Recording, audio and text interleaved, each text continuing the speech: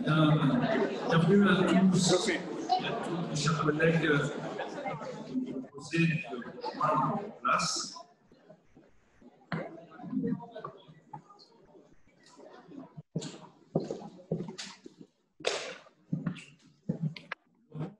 Audibert, Jacques Augustin, Jean-Michel Barra, Régine Bory, Nadine Bress, Chantal Brunel, Arnaud Brunet, Alain Chilewski, Ghislaine Couret, Manuel Luis da Silva, Martine Daguerre, Elba Dessa, Laurent Delpech, Jacques Delporte, Lorraine Després, Joël de Villard, présente. Laurent Direz, Yann Dubosc, Serge Dujarrier, Sébastien Duplan, Baptiste Fabry, Bouchra Fenza-Reski, Christine Gibert,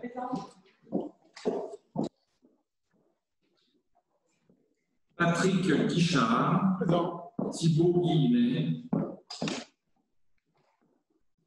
Philippe Guinard, Patrick Jaillet, Brigitte Jarot-Tirode, Franck Leminour-Ouay, Martine Lefort, Florent Lejardin-Milano, Pascal Leroy, Michael Lopez, Patrick Maillard, Denis Marchand, Loïc Masson, Fatna Mekidich, Valérie Michaud, Isabelle Moreau, Mireille Munch, Émilie Pouvoir-Denis Sabadio, Émilie Ness, Marc Nouguerol, Nathalie Mutin, Marc Pinotto, Antonio Pinto d'Acosta, Catherine Ribaille, Christian Robache, Amandine Roujas, Patrick Roulet, donc Tony Salvadio donné pouvoir, Mireille Munch,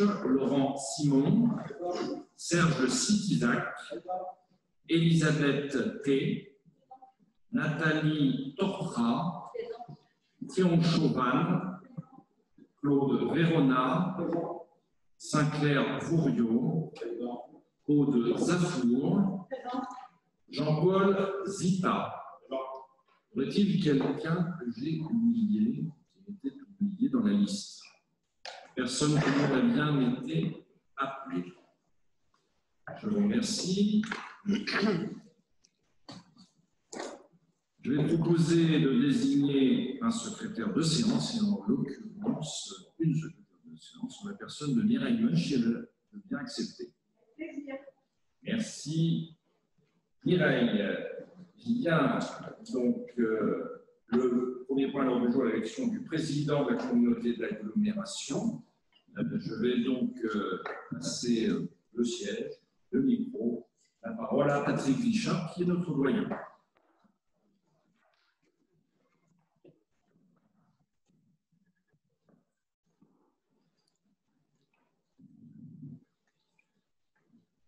Bonjour à tous. Avant de passer au vote, je me permets quelques mots. Rassurez-vous, cela sera bref. Le rôle de président de séance me revient parce qu'il me semble que je sois le plus sage. Je préfère me dire que je suis devant vous parce que maire qui accueille le siège de la communauté de communes sur ma commune. Marne-et-Gondoire n'est pas une intercommunauté comme les autres. Marne-et-Gondoire est notre intercommunauté. Nous la façonnons depuis près de 20 ans ensemble. Remercions les élus consécutifs de leur travail.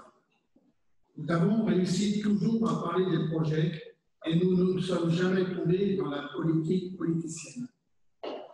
Avec mes collègues maires, nous voulons continuer à parler du territoire. À Marne-et-Gondoire, on parle des affaires intercommunales. Les affaires communales, elles se discutent dans les conseils municipaux. Étant l'aîné, j'attends donc de la sagesse aujourd'hui.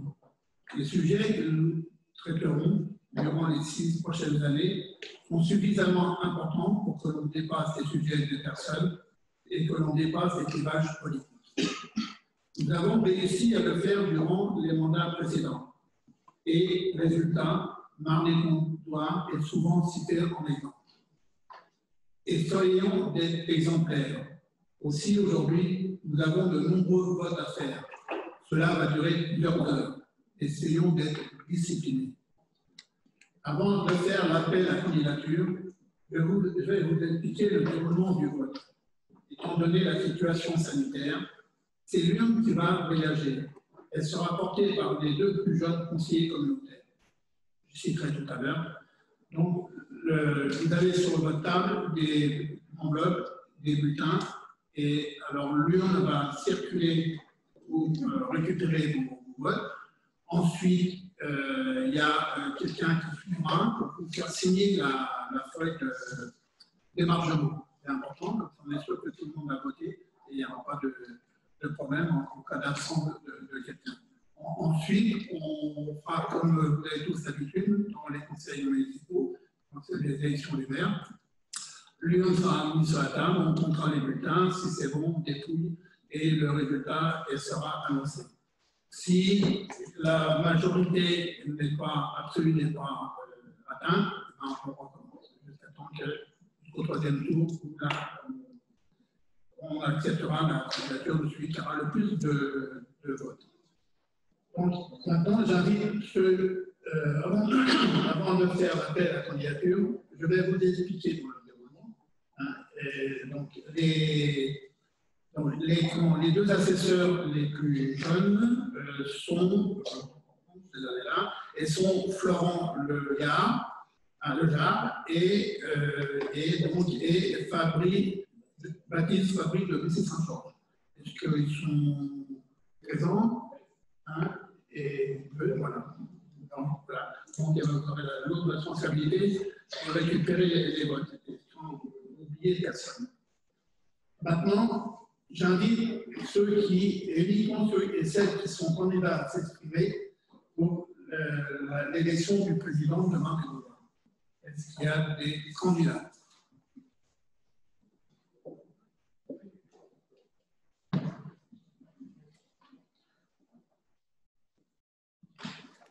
Jean-Paul Michel. Donc, je vais passer la parole à Jean-Paul Michel pour qu'il puisse nous faire un petit peu son. Veuillez apporter le micro. Un petit peu son pourquoi de sa candidature. Merci, Monsieur le Président. Ce vote conclut le mandat précédent durant lequel nous avons travaillé ensemble dans la diversité des regards, des expériences et des cultures politiques. C'est grâce à ce rassemblement consensuel que nous avons pu mener à bien des projets que seules les communes n'auraient pas été en capacité de réaliser. C'est grâce à ce rassemblement consensuel que Marne-et-Gondoire a mis à la disposition des communes de nombreux services mutualisés efficaces. C'est grâce à ce rassemblement consensuel que les politiques et les services publics innovants ont été proposés à nos habitants. Je tiens à remercier très chaleureusement l'ensemble des conseillers communautaires de la précédente mandature et en tout premier lieu les maires et membres du bureau, mais également remercier très chaleureusement les services de Marne-et-Gondoire pour leur implication. Je vous propose la continuité, je vous propose la poursuite du travail engagé, je vous propose même de l'approfondir. Notre intercommunalité est basée sur le respect de tous, que l'on soit issu d'une grande ville ou d'un village, que l'on soit de gauche, de droite ou du centre. Je souhaite que cela perdure. C'est dans cette optique que je vous propose ma candidature. Merci beaucoup. Donc maintenant, on va commencer au vote. Donc si les 2 assesseurs veulent bien se mettre en place, surtout qu'ils n'oublient pas de voter eux-mêmes.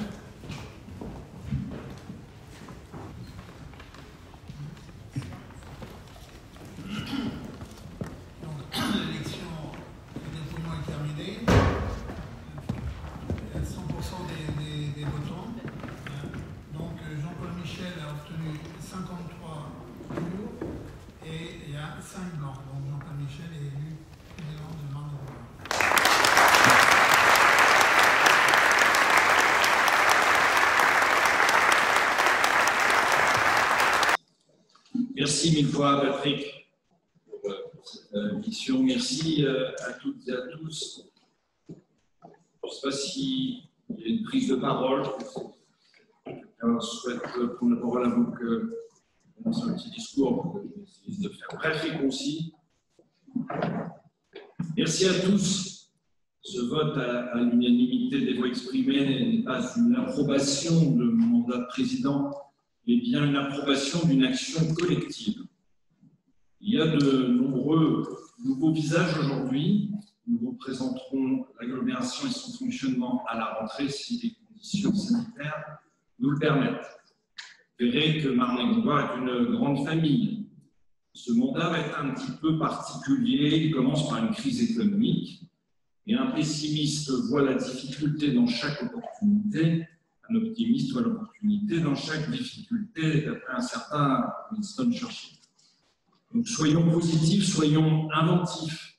Nous avons fixé les bases lors du précédent mandat, les différents documents directeurs, non barbares, mais que vous allez découvrir, PCAET, SCOT, PLH, CTE, sont tous été finalisés, votés ou en attente de l'être.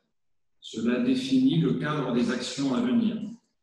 Nous allons donc passer à la phase exécution et pendant les 6 années à venir, nous devons garder toujours en tête 2 thématiques, le développement économique et la transition écologique.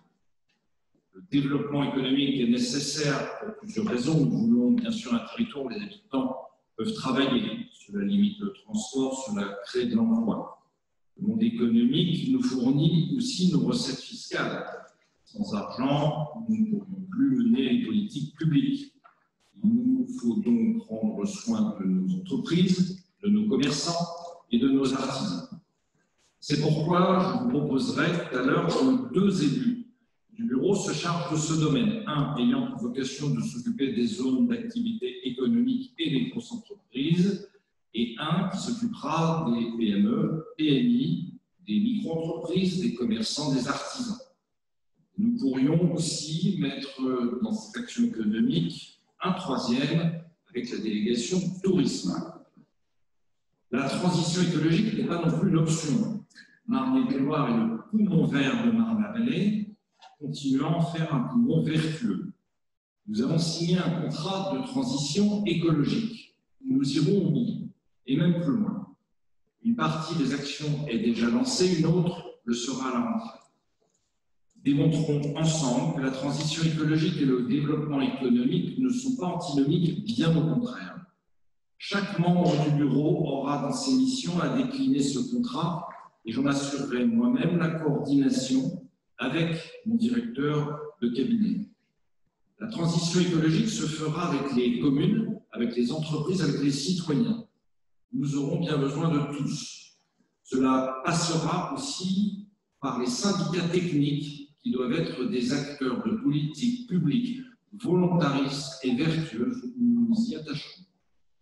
Parmi les projets que nous approfondirons, il y a la qualité de l'eau potable et la propriété de l'usine d'Annette-sur-Marne. Ce travail est en cours. Sachez qu'avec d'autres intercommunalités, nous voulons réintégrer l'usine dans le domaine public. Vous avez parlé de qualité de l'eau, parlons aussi de quantité d'eau. Les études GEMAPI se terminent. Notre territoire est riche de ces cours d'eau. Une quinzaine de cours d'eau permanents et une multitude d'intermittents. Ce n'est pas pour rien qu'on s'appelle Marne-et-Gondoire. Le changement climatique amplifie les mouvements extrêmes. Ils débordent parfois, et parfois quasiment à sec. Il nous faut donc vraiment songer à l'avenir, car notre eau potable provient quasiment exclusivement d'une seule source, c'est la Marne. Mais pourra-t-on continuer à prélever autant d'eau dans la Marne pendant les 20 prochaines années, et même après, surtout après des étés chauds et précoces que nous connaissons? Je vais évoquer également des projets de réutilisation de l'eau épurée.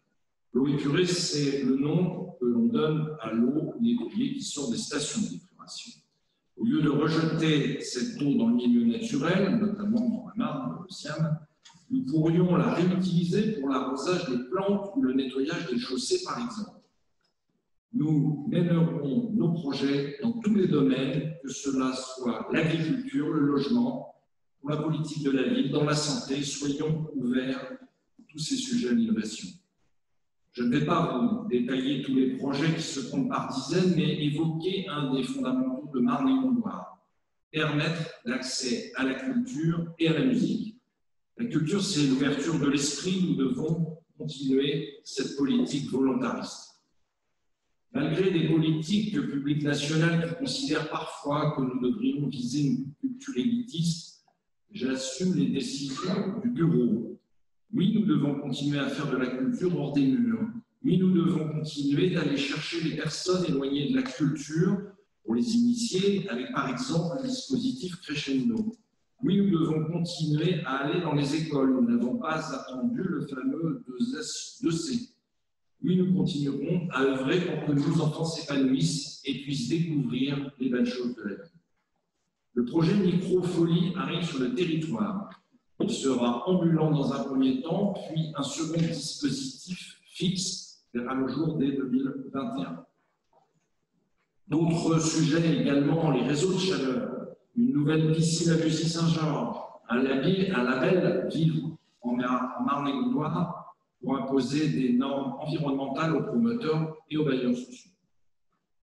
Alors, comment financer ces projets? Là aussi, soyons agiles, dégageons des marges de manœuvre et d'optimisation. Vous le savez, nous avons beaucoup mutualisé lors de précédents mandats. Cela a permis aux communes de faire des économies, d'avoir un service à la population plus efficient. Nous pouvons aller encore plus loin, travaillons toujours plus ensemble.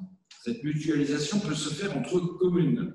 La mutualisation entre communes, ça peut être un simple prêt d'une balayeuse, mais ça peut aller jusqu'à la fusion.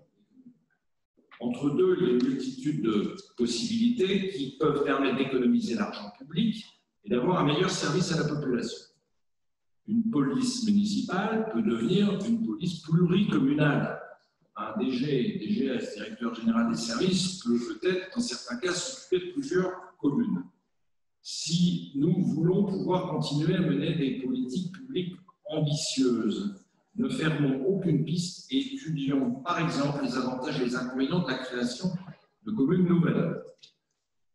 Parlons de la mutualisation entre l'intercommunalité et les communes. Nous avons réellement amélioré notre capacité à travailler ensemble durant le précédent mandat. Mais on peut encore agrandir la palette de nos services communs. Les fonctions support peuvent très bien mutualiser les ressources humaines, la comptabilité, l'informatique, la communication et d'autres. Des tests seront lancés avec des communes volontaires pour voir jusqu'où nous voulons. Enfin, parlons de mutualisation entre intercommunalités, mais soyons clairs, je ne parle absolument pas de fusion. Nous nous sommes battus pour pouvoir mener notre projet de territoire. Je me battrai pour que l'agglomération de Marne-et-Gondoire puisse continuer à exister encore longtemps. Mais je ne vous dis pas non plus que le périmètre restera le même pendant la durée du mandat, car Marne-et-Gondoire est une intercommunalité attractive et certaines communes pourraient vouloir nous rejoindre. Parlons aussi de mutualisation entre intercommunalités. Cela existe déjà à travers les syndicats techniques. Le CIETREM a bientôt 60 ans, le SIAM va fêter ses 46 ans. Notre territoire a été novateur, il a permis de véritables réussites de mutualisation. Essayons aussi d'explorer d'autres pistes. Peut-on se rapprocher au niveau du développement économique, par exemple avec les collectivités qui nous entourent, pour créer une marque Marne-la-Vallée?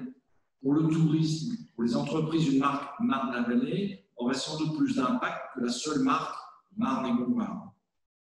Pourquoi ne pas travailler sur la transition écologique ensemble? Marne-et-Gondoire est en avance et peut être le fer de lance de toutes les intercommunalités aux environs. Ne doit-on pas penser à une zone à faible émission ensemble avant que ceci ne soit imposé par la loi? Certains sujets méritent qu'on s'y attelle à plusieurs, comme nous le faisons avec l'eau potable. Faisons de Marne-et-Gondoire le moteur de Marne-la-Vallée. Ce moteur sera vert, vertueux et respectueux. Nous avons 6 ans pour agir, alors continuons ensemble pour que ce travail soit rendu possible, toute politique politicienne doit être écartée du débat. C'est pourquoi, en totale unanimité des maires des 20 communes, nous proposerons tout à l'heure au vote une charte permettant d'exclure la création des groupes politiques au sein de notre Assemblée. C'est l'objet du point numéro 38, que d'ailleurs je vous proposerai d'avancer tout à l'heure dans l'ordre du jour. Merci de votre confiance, je vous remercie.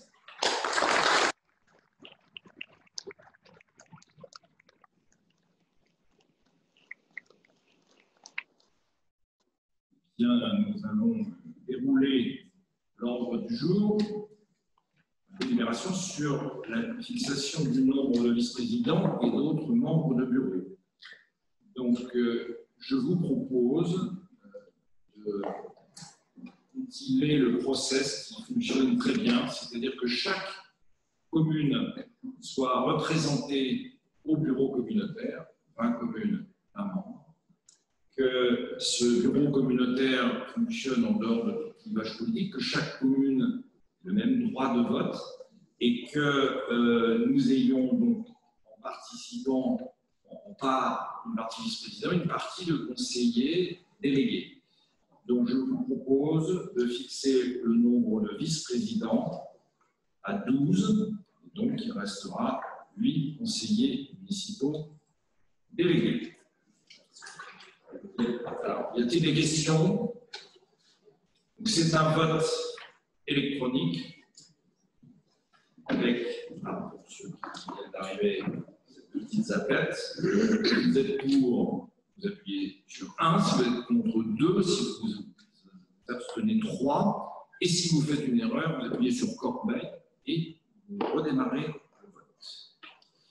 Eh bien, le vote est ouvert.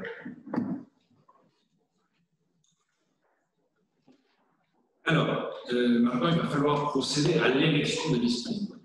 La loi est très claire. Nous devons voter les vice-présidents, les membres du bureau, un par un, au bulletin, à votre bulletin secret. Nous allons essayer tous d'être super disciplinés pour pas que ça dure très longtemps. Je vais donc à chaque fois proposer les vice-présidents ou les membres du bureau et ou les membres du bureau, conseillers délégués. Et vous vous inscrivez si vous souhaitez voter pour eux, leur nom sur le bulletin qui est sur vos tables. En première vice-présidente, je propose Mireille Munch. 51 voix pour Mireille Munch, 7 votes blancs. On va considérer que c'est une proclamation des résultats. Mireille Munch, 51 voix, 7 blancs. Bravo, bravo Mireille.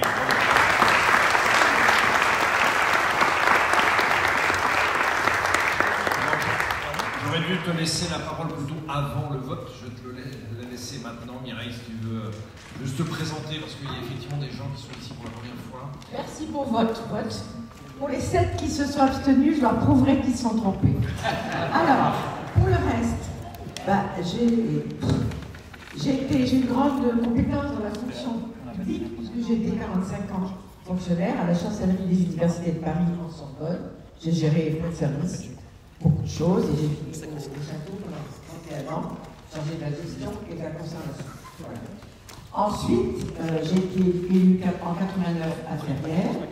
Je suis passée maire en 92 jusqu'à aujourd'hui. C'est mon 6e mandat. J'ai créé, avec d'autres élus bien sûr, mais ils sont tous morts, les pauvres, le district de la Brivoisée. Oui, j'ai signé, les Damards, ils sont tous morts, alors je peux vous citer. J'ai cité le district de la Brivoisée, on était le premier district en Seine-et-Marne, et ensuite on est passé communauté de communes de la Brivoisée. J'en ai été la présidente tout au long des mandats. Voilà. Et ensuite, par choix, parce qu'on n'était pas 15 000, donc on ne pouvait pas rester la Brivoisée, on n'est pas tombé d'accord pour en parler tous ensemble. Donc Ferrières et Pontcarré, nous avons choisi avec cœur et avec une volonté certaine dans les endroits. Et je suis très fière de Ferrières. Voilà. Et Monsieur le Président, merci beaucoup. Merci, merci à toi Mireille. Numéro 2, Pascal Leroy. Tu peux te présenter. classique, mais moi je suis élu depuis 2001 à la commune de Carleton, et à Marne-et-Gondoire depuis 2005, et très heureux d'être. Il y a quelques années, quand Jean-Paul est arrivé, il m'a confié le poste du développement économique, que j'ai été très heureux d'essayer d'organiser quand même. La tâche est rude parce que, comme vous le savez, la crise sanitaire ne va pas nous faciliter le travail, mais on a quand même quelques bonnes idées déjà dans les cartons, et puis il nous tarde un peu quand même de les mettre en place. C'est vraiment très difficile, mais moi je suis très confiant, je suis très optimiste, je viens du monde de l'entreprise, je connais quand même un petit peu ce qui fait fonctionner l'entreprise, donc je n'aurai pas de mal à marier en quelque sorte le service public et le monde économique. Il faut qu'elles arrivent à se parler aujourd'hui, parce que ce n'est pas toujours si simple. Et je pense qu'il faut donner une image du développement économique dans notre agglomération. Je l'ai souvent dit, le développement économique c'est vital, c'est les recettes de notre aglo pour une bonne moitié. Donc on est obligé quand même d'en tenir compte très sérieusement. Voilà, merci à tous. Merci Pascal. On va ouvrir le vote pour le deuxième vice-président. Pascal Leroy. 56 voix pour Pascal Leroy, 2 votes blancs.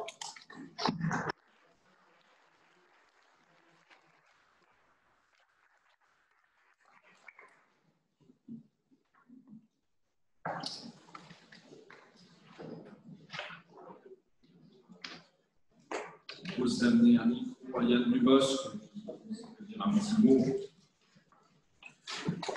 Nous allons poser au troisième vice-président. Bonjour à toutes et à tous. Alors, Yann Dubosc, moi je suis arrivé sur le territoire de Marne-et-Gondoire en 2005 et j'ai intégré le poste de directeur général de Marne-et-Gondoire avec Michel Chartier pendant 7 ans. Entre-temps, j'ai été élu à la mairie de Bussy-Saint-Georges, d'abord en 2008 en tant que conseiller d'opposition, ensuite en 2014 adjoint au maire et depuis 2017 maire de Bussy, et j'exerce également les fonctions de président d'État-Marne. Voilà. Merci beaucoup. En tout cas, le développement économique, pour moi, c'est l'un des ADN de Marne-et-Gondoire. Ça l'a toujours été et ça le sera encore plus, je dirais, dans les années qui viennent. Voilà, je saurai porter cette délégation avec enthousiasme, en tout cas. Merci.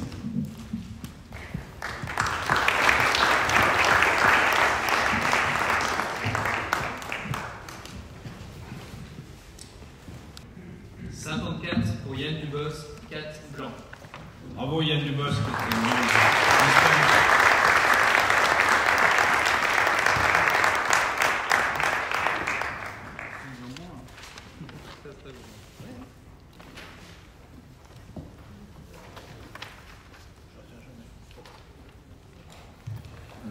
Je vais demander, content d'un micro, à Christian Robache.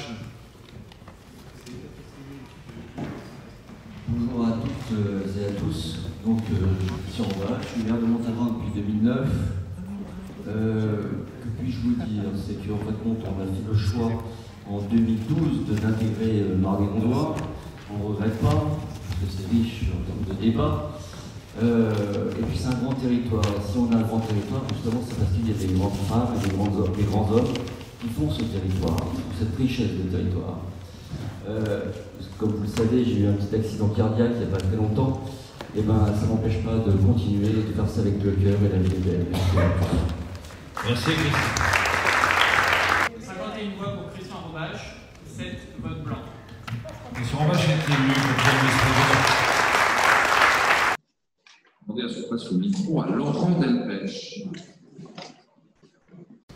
Donc, mon nom est Laurent Delpech, je suis maire de la commune de Navarre, élu depuis 1995 sur cette commune, conseiller municipal, premier adjoint deux fois, et puis maire depuis 2014 et réélu au printemps. Depuis 2008, je suis à Marne-et-Gondoire en tant que vice-président. J'ai eu énormément de plaisir à rejoindre cette assemblée et en cours de travailler des services qui sont toujours disponibles. Mes fonctions sont d'ailleurs, je pense, toujours l'eau potable, l'assainissement, et puis aujourd'hui, avec Christine, on va travailler aussi sur la GENAPI, qui va être un gros morceau. Voilà, j'ai énormément de plaisir. J'étais un vrai artisan pour ma commune de rejoindre Marne-et-Gondoire en 2004, et vraiment, on ne regrette pas. Et pour tous les niveaux, franchement, il n'y a que du bon à prendre, et voilà, il faut savoir écouter. C'est tout. Voilà. Merci à vous.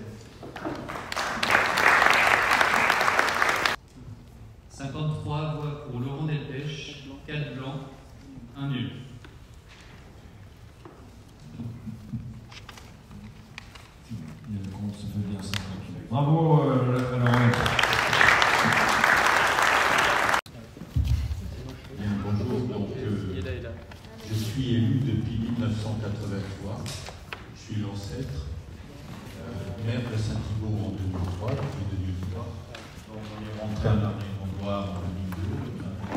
Et donc en 2015, les élus de Marne-et-Gondoire et de Val-d'Europe m'ont confié la présidence du syndicat de transport des secteurs 3 et 4 de Marne-la-Vallée. C'est un syndicat qui regroupe 3 intercommunalités, maintenant avec le Val-Briard, avec la commune de Favières. C'est plus de 150 000 habitants. On a fortement développé le syndicat entre 2015 et 2020 grâce à la volonté de la région, puisque nous dépendons d'Île-de-France Mobilité. Le syndicat joue le rôle d'expert auprès des intercommunalités.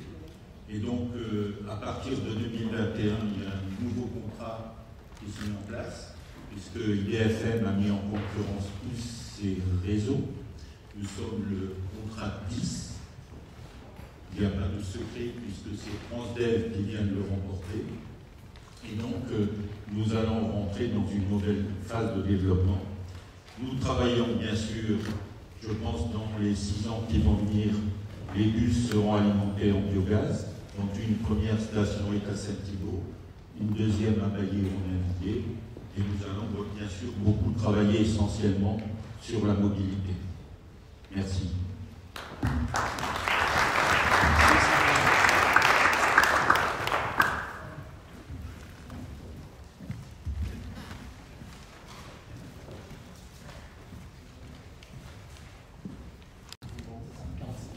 45 voix pour Saint-Arborio, 8 bulletins blancs, 5 bulletins nuls. Saint-Arborio est élu. Merci.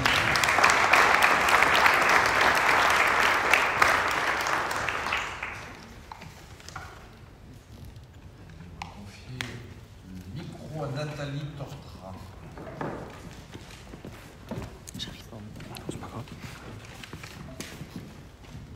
Bonjour, alors je suis des petites dernières arrivées, élue à Gouverne depuis 2012, en uninominal à l'époque, donc élue cette année avec un point de 20... Ça fait déjà un moment déjà, vous avez été élue.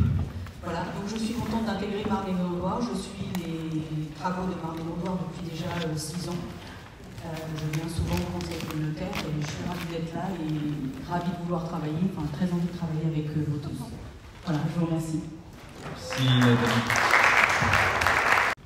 53 voix pour Nathalie Tortra, 5 votes blancs. Nathalie Tortra est élue. Laurent Simon.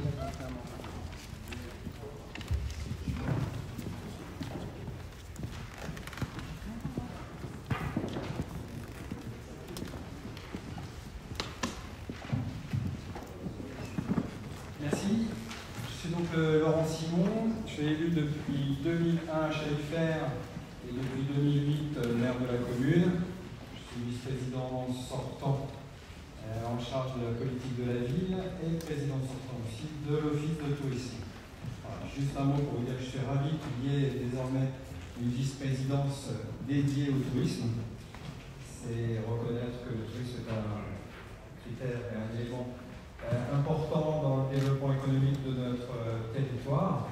Et si cette délégation me confiée, j'en serais naturellement ravi. Voilà. Je n'ai pas grand-chose de plus à rajouter.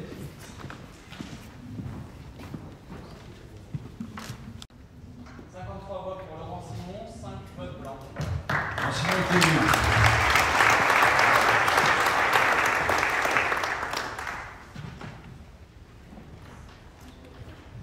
La cadence.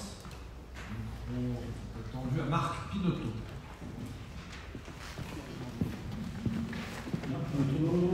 Élu depuis 2008 à collégien, maire de collégien depuis 2014. Alors moi c'est la première fois que je siégeais à Marne-et-Gondoire. Sur le dernier mandat c'est Edwige Lavouche qui me représentait dignement mais merveilleusement bien. Donc voilà, un lourd héritage Marne-et-Gondoire à collégien, avec Michel Chartier, Belle Bonne-Fan, j'étais à la Roudelier. Donc voilà, je suis vice-président si vous votez pour moi, à la culture et à la musique, et j'aurai à cœur de poursuivre ce qu'a fait Edwige, et comme l'a dit le président tout à l'heure, je pense qu'il y a plein de nouvelles choses à faire. Donc j'espère que voilà, on pourra tous travailler ensemble dans ce sens-là. Merci. 50 voix pour Marc Pinotto. 7 blanc, 1 nul. Pinotto est élu. Vic Leroux peut se déplacer jusqu'à Patrick Maillard.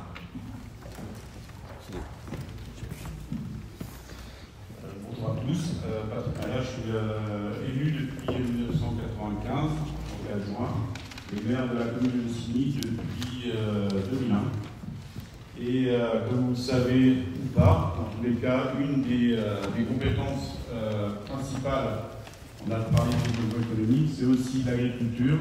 Et c'est vrai que dès le départ, dans les gènes de Marne-et-Gondoire, c'était pérenniser, sauvegarder l'agriculture et un élément important que Jean-Paul a rappelé tout à l'heure, économiquement viable, parce que sinon, si ce n'est pas économiquement viable, il n'y a pas d'agriculture, il n'y a pas d'agriculteur.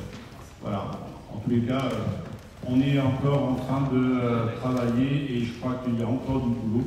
Donc au-delà des paysages, au-delà de la partie, on va dire, alimentation, notez quand même que derrière les machines, il y a des hommes et des femmes, parce qu'en fait, Christine est là, et on se bat pour que ça continue encore longtemps comme ça. Voilà, merci.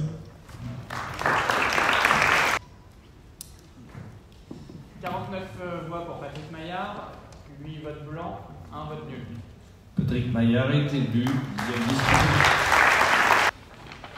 Le micro va se déplacer vers Manuel Da Silva.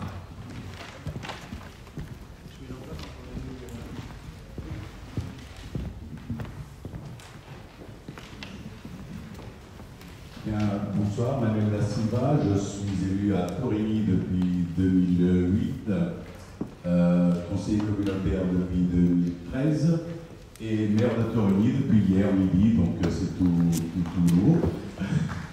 Merci.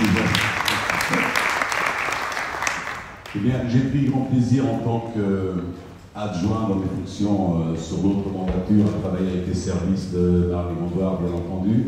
Je pense en prendre autant, voire plus, avec ma vice-présidence, qui n'est pas une des plus simples, peut-être, politique de la ville et santé, mais je ferai de mon mieux et je suis un homme de terrain, comme l'on dit, donc tout va bien. Merci beaucoup.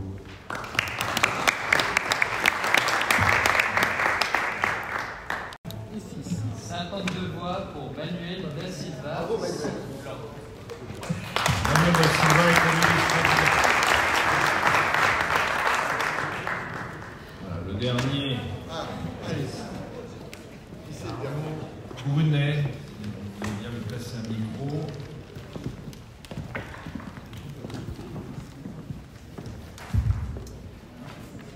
Bien, Brunet, élu de la ville de Compiègne depuis 2014. Maire depuis hier. Je suis architecte civil et je suis honoré de faire partie de cette assemblée et enthousiaste à l'idée de travailler sur ce beau projet de label Vivre en Marne-et-Gondoire. Merci. Merci, merci à vous.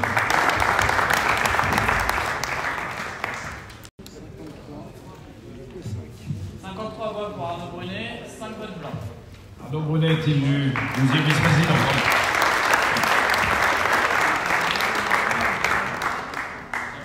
Bien, alors, nous en avons terminé avec cette phase d'élection des 12 vice-présidents. Il nous reste à élire 8 conseillers délégués qui représentent également leur commune.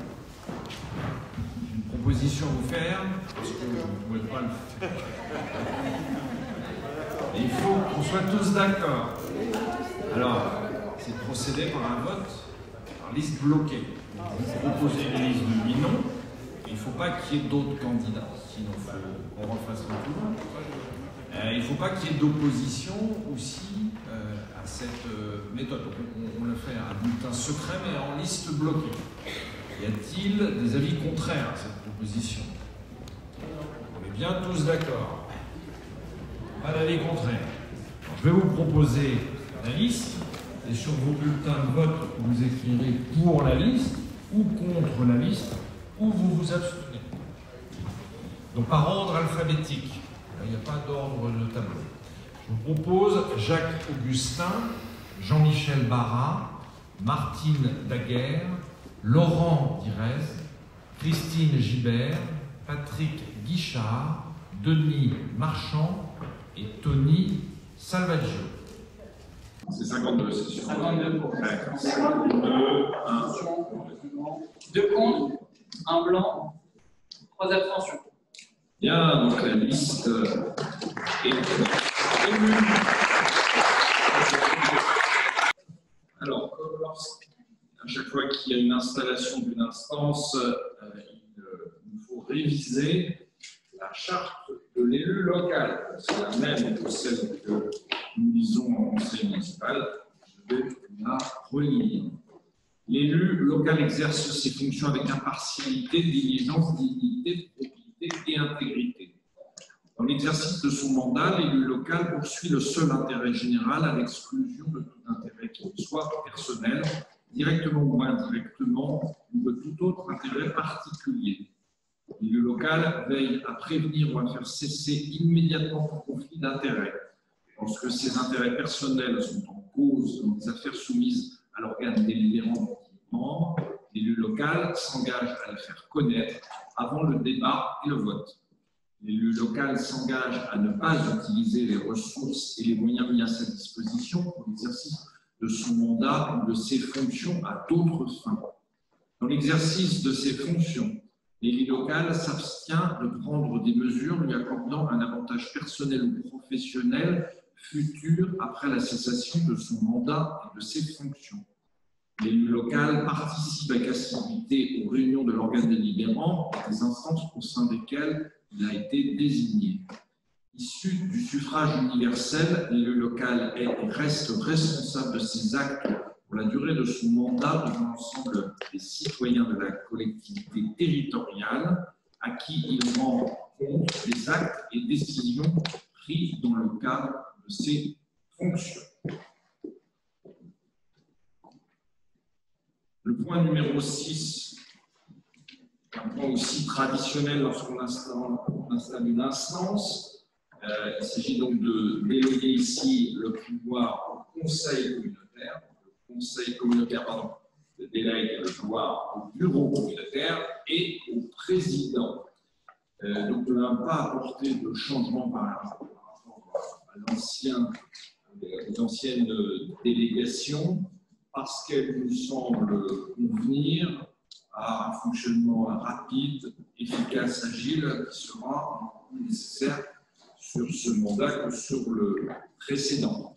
Il faut savoir aussi que toutes les décisions qui sont prises en bureau, évidemment, sont portées à la connaissance du conseil communautaire, mais aussi de tous les conseillers municipaux des 20 communes. Voilà. Des décisions qui sont prises par délégation, mais qui sont évidemment communiquées de manière exhaustive. Des questions avant de procéder au vote. Oui, Patrick Roulet. Il faut amener un micro. Hein.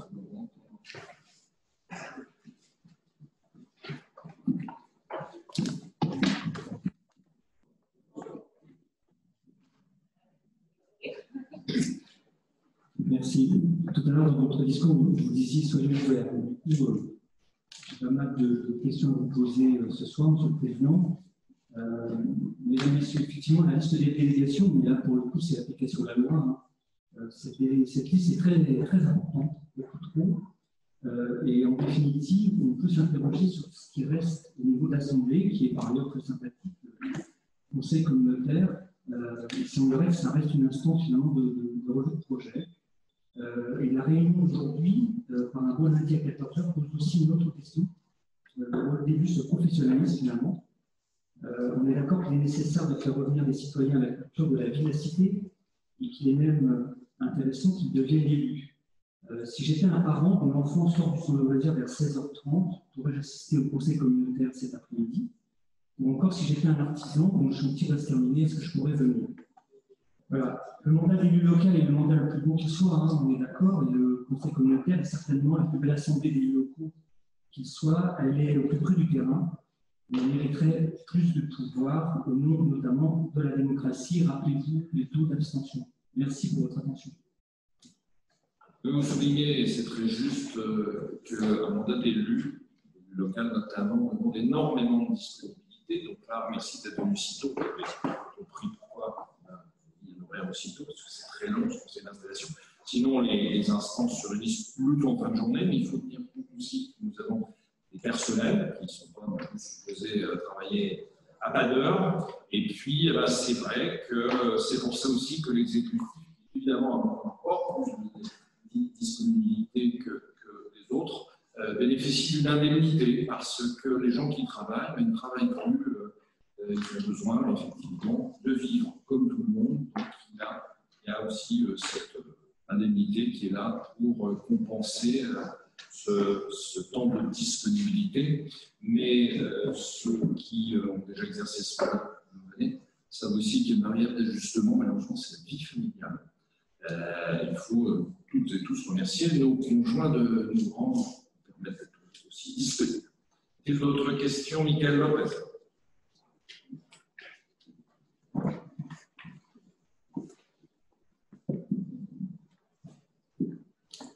C'est plus une question technique dans le nouvellement élu de ce conseil. Par rapport à la délégation sur les marchés, la passation des marchés de travaux, fourniture, services, l'environnement. Si je comprends bien, tout ce qui est inférieur à 214 000 € hors taxes, en tant que président du bureau de cette délégation, et pour les montants supérieurs à 214 000, c'est le bureau qui est aussi parti. Donc en fait, pour toute la totalité des montants, quel que soit le montant, le bureau a la délégation. Alors il y a deux types de délégations. La délégation qui est accordée au président, au bureau, mais il y a aussi une commission d'appel d'offres pour les montants supérieurs à ceux qui sont une commission d'appel d'offres pour mettre en place. D'accord. Parce que comme là, ce n'est pas précisé dans la délibération, on a l'impression que le bureau a cette délégation pour tous les montants supérieurs à 214 000. Non. Il y a aussi la loi qui règle les limites de délégation. Merci. D'autres questions? Le vote est ouvert. Donc je le rappelle, 1, vous êtes d'accord, 2, c'est contre, 3, c'est vous abstenez.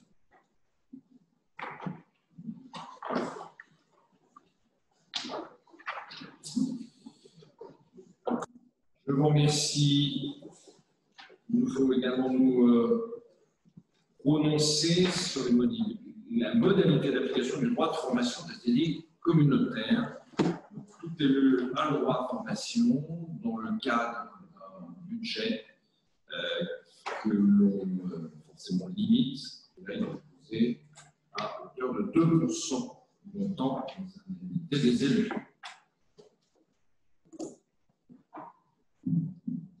Michael Lopez.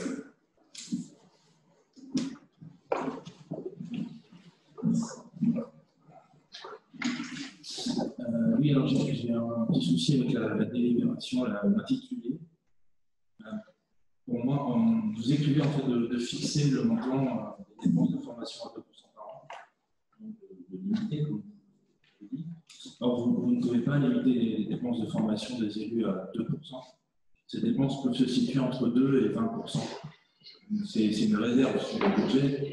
Une inscription au budget n'est pas une limitation. On ne fixe pas la limite des dépenses à 2%.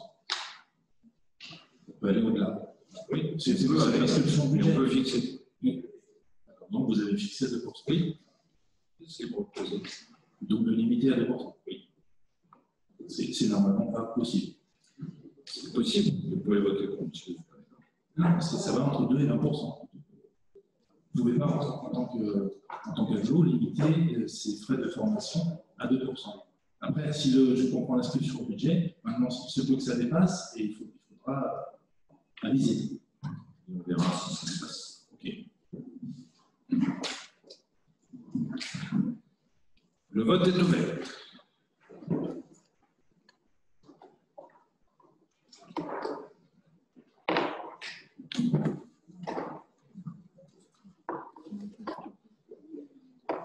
Vous appuyez sur la trompette doucement.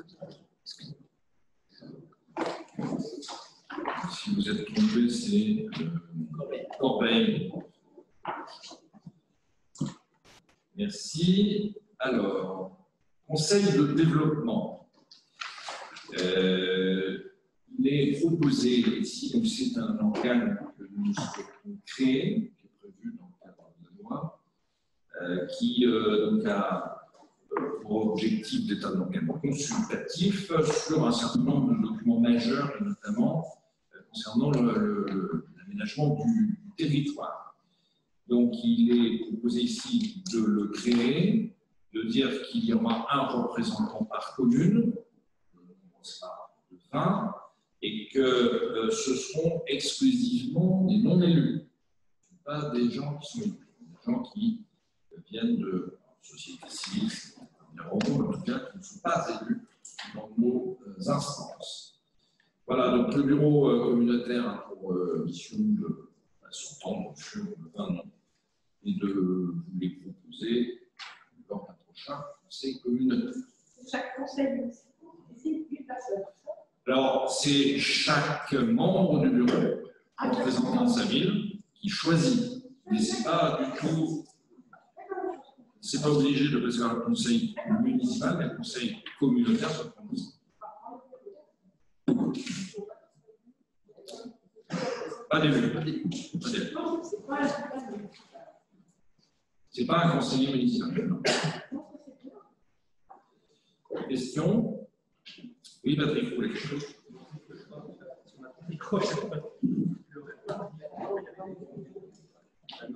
C'est un peu la même question que j'ai posée à l'instant. Je demandais pourquoi 20, effectivement.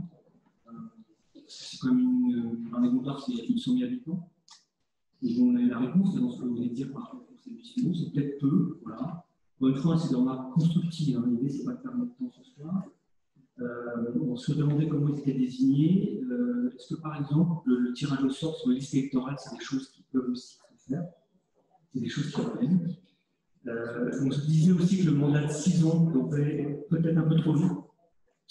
Parce que, effectivement, sur la démocratie participative, c'est intéressant de faire tourner le nombre de personnes qui peuvent siéger tous les 3 ans. Ça permet un renouvellement. Moi, j'avais une question, page 3, du règlement.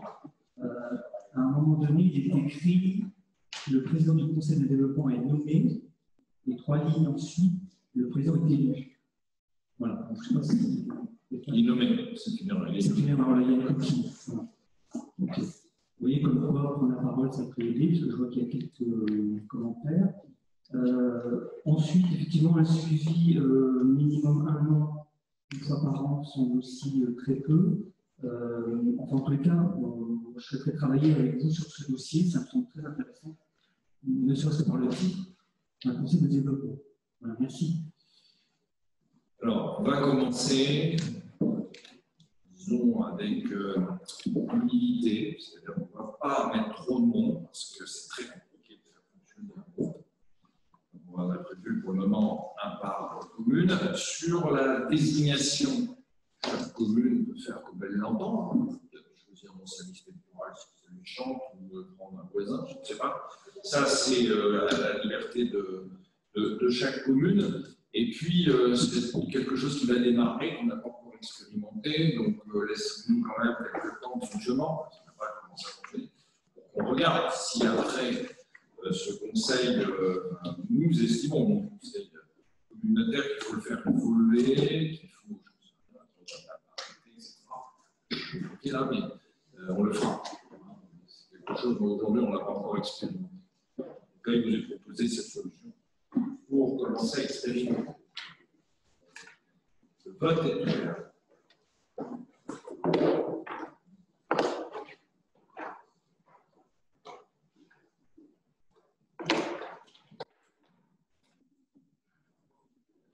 Merci. Donc, il faut un règlement pour faire fonctionner ce conseil de développement. Là aussi, c'est une proposition de démarrage qui est fortement inspirée de choses qui existent déjà, évidemment. C'est qu'elle fonctionne plutôt bien. Question. Michael Lopez.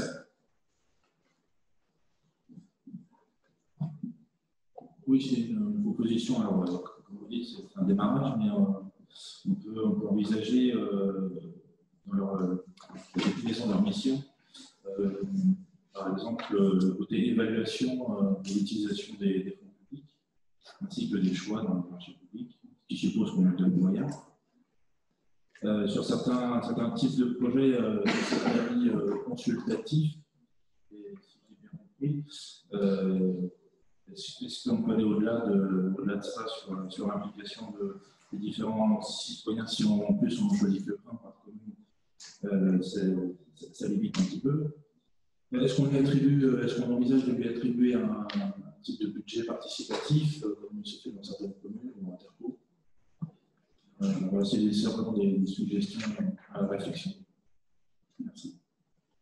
Alors, c'est un organe consultatif, hein. Ce n'est pas un organe qui doit être contraignant, ce n'est pas un système de pouvoir, c'est une évaluation et des suggestions faites par la personne extérieure. Les décideurs restent, les élus restent au conseil communautaire, le bureau communautaire, là aussi, peut-être que c'est de leur impôt, peut-être qu'on va confier à eux, on se proposera un budget. Pour le moment, ce n'est pas ce qui est prévu. Le vote est ouvert.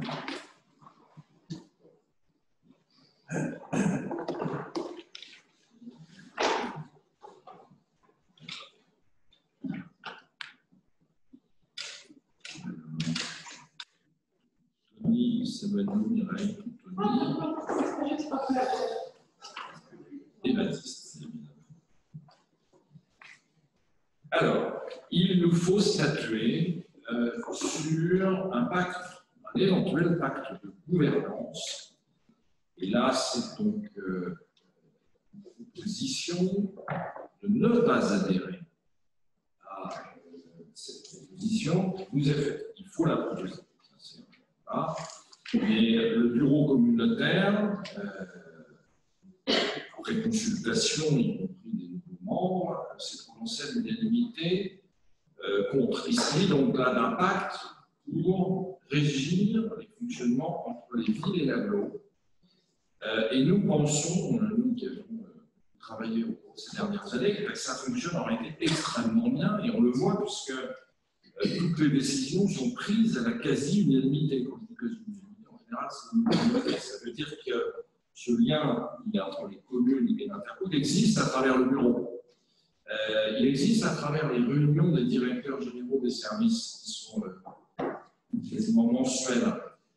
Il existe avec le conseil de développement, on parle d'article 40, de la consultation des citoyens. Donc, nous proposons collectivement, unanimement, de ne pas faire de pacte de gouvernance pour ne pas alourdir le fonctionnement de l'intercommunalité qui pense tout vivre. C'est des questions. Alors le vote, si vous adhérez à la proposition, c'est non. Donc c'est le 2.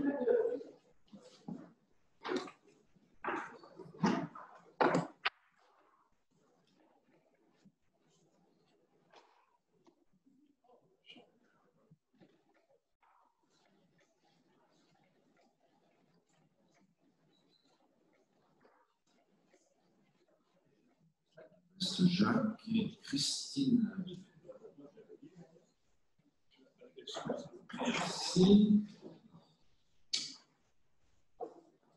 Alors, là, c'est un organe qui s'appelle Conférence des maires qui est obligatoire à créer à partir du moment où ce ne sont pas les 20 maires qui représentent les 20 communes.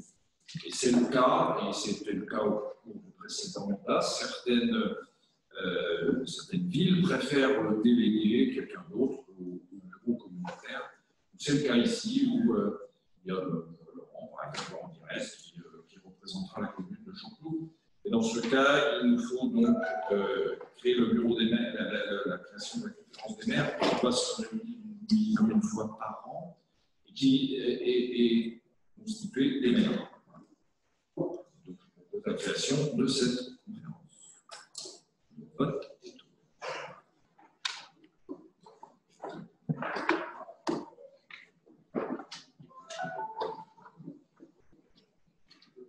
dans la commune. Ah, c'est ça. Il y a des piles. Voilà, ça y est.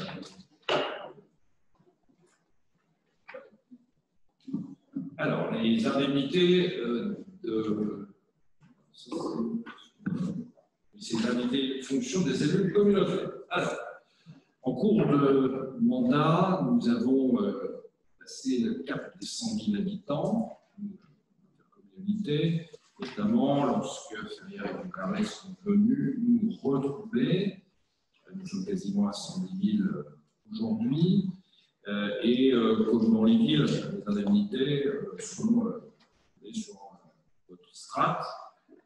Donc nous avions collectivement décidé de ne pas nous augmenter les indemnités comme c'était possible.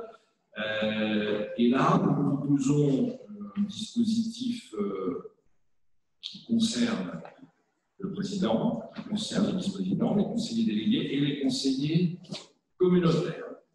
Donc nous avons proposé, et là vous le voyez, les indemnités maximum qui sont proposées sont de 7 895 pour le président, il est proposé d'en prendre 48%, les vice-présidents 2500, 68%, les conseillers délégués, il n'y a pas de plafond, et les conseillers communautaires prendre 50% de la somme maximum autorisée. Y a-t-il des questions? Michael Lopez.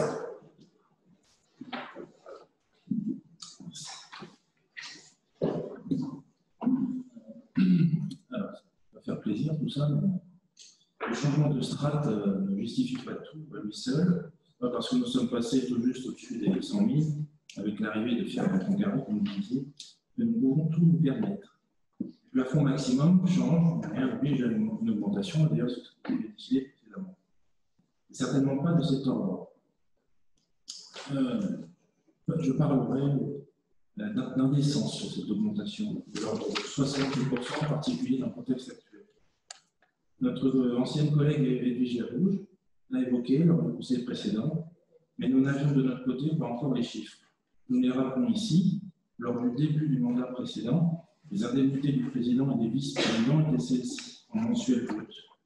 Le président, 2 300 €. Vous souhaitez donc les passer à 3 811, soit plus 66%. Vice-président, 1 000 €. Vous souhaitez les passer à 1 750, plus 75%. Les membres du bureau délégué, c'était 800 €. Vous souhaitez les passer à 1 439, soit plus 80%. Vous nous avez affirmé dans le premier conseil communautaire un budget extrêmement contraint, il faut comprendre, et des efforts à faire à tous les niveaux. Ainsi, par exemple, j'avais parlé des décisions prises sur les conservatoires. Aujourd'hui, vous me demandez de valider de telles augmentations. Que va penser la population, des justes titres?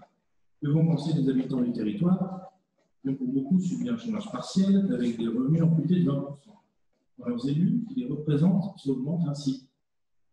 Donc évidemment, c'est contre cette décision indécente que nous devons voter. Et je n'arrive même pas à comprendre comment un bureau communautaire, si unanime sur tant de sujets, a pu valider une telle chose. Enfin, vous créez une indemnité d'une centaine d'euros pour tous les élus communautaires pour compenser nos frais. Mais comptez-vous nous permettre de travailler au sein des commissions, auprès de certains syndicats et autres structures publiques, par une quelconque représentation?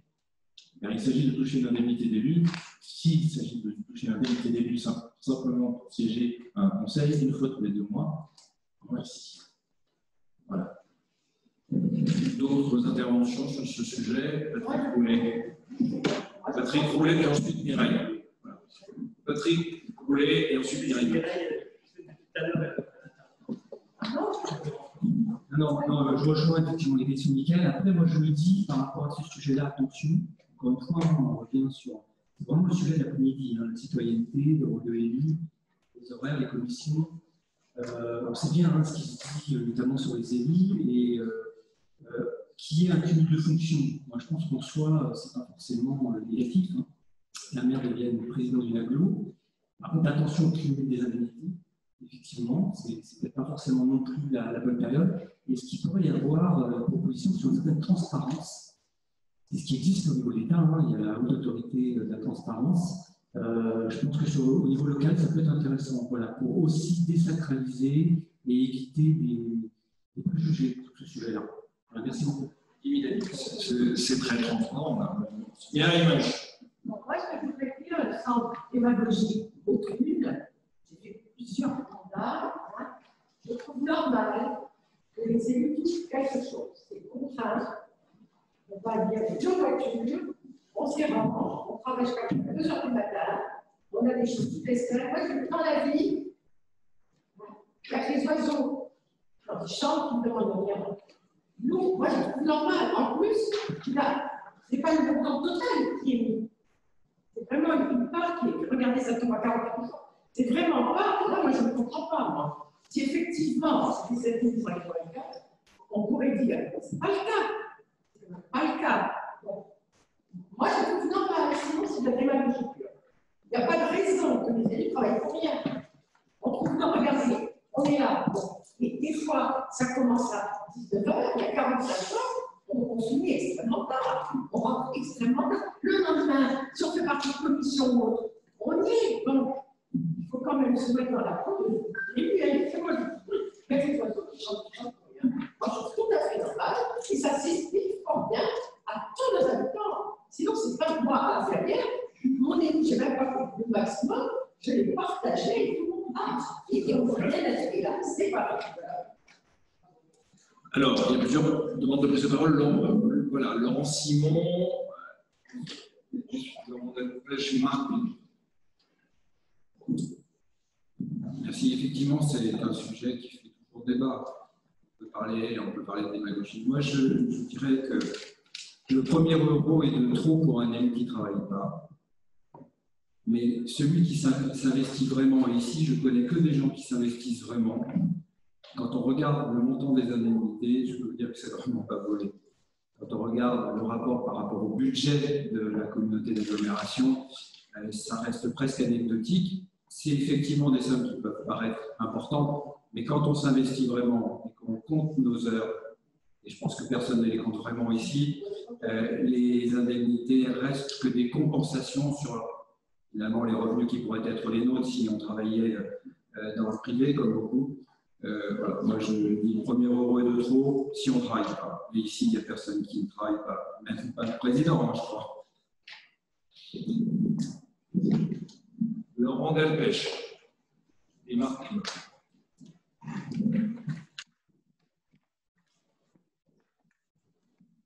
Moi, je voudrais simplement rappeler que je travaille depuis 25 ans dans ma commune, que je suis un professionnel, je travaille en France, d'accord ?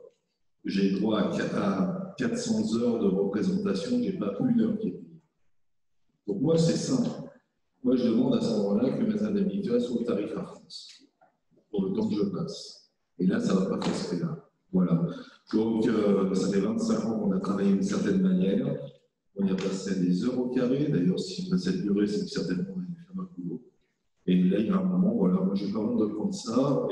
Et par rapport à la situation actuelle, moi aussi, je suis en chômage technique depuis plus de 3 mois. Et ben voilà, mais je peux vous dire que pour traiter le Covid, heureusement que j'ai au chômage technique, parce qu'il faut voir ce que nous avons au niveau des communes. Là, on n'a pas.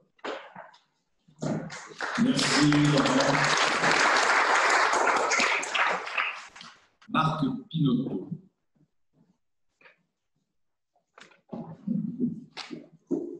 Bon, excusez-moi, parlons après le monde et l'ordre, c'est un peu la redite.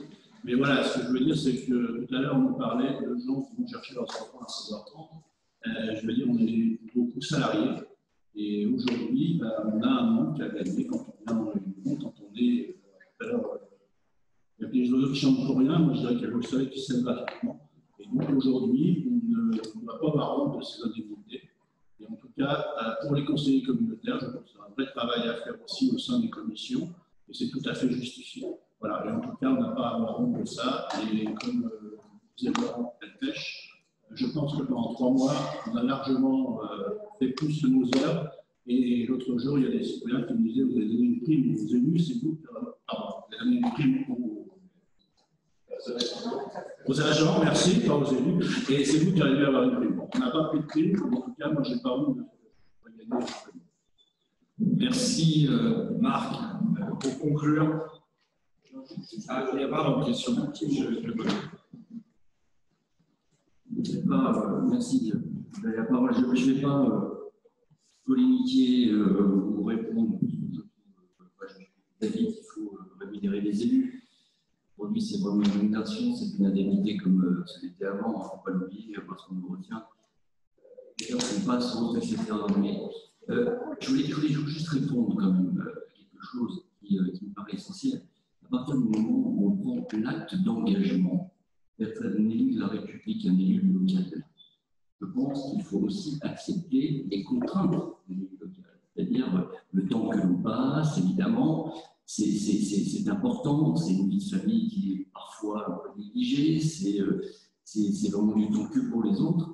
Et quand on s'investit, évidemment, on a besoin d'un retour. Et ce retour se passe par les indemnités, etc. Là, ce qu'on ne parle pas depuis tout à l'heure, c'est quand même quelque chose de nouveau. L'indemnité des conseillers communautaires. Alors, au-delà des règles qui vont s'adapter et qui vont s'appliquer par rapport aux absences ou autres, il y a quand même un élément nouveau. Ça veut dire qu'aujourd'hui, on implique tout le monde, pas que par l'indemnité, mais on implique tout le monde. Et pour répondre aussi au rôle que nous pouvons avoir, ce n'est pas qu'une chambre délibérative de ce qu'on est nous à la Marne-et-Gondoire, c'est qu'on est là pour décider. Décider, c'est vraiment un acte d'engagement et de conviction. Et si vous n'êtes pas capable de décider, il faut démissionner, tout simplement. Nous sommes des hommes, des femmes de décision. Encore une fois, nous engageons un territoire et nous l'engageons ensemble. Alors, on peut débattre. Par contre, on est dans un conseil communautaire qui regroupe 20 communes, donc on débat sur 20 communes et on ne débat pas que sur une seule commune par rapport à une opposition. Voilà ce que je voulais dire. Faites la différence et faites attention aux mots qui sont employés parce que de l'indécence, je suis désolé de le dire, il faut vraiment connaître la signification et je vous reporte gentiment au petit Robert.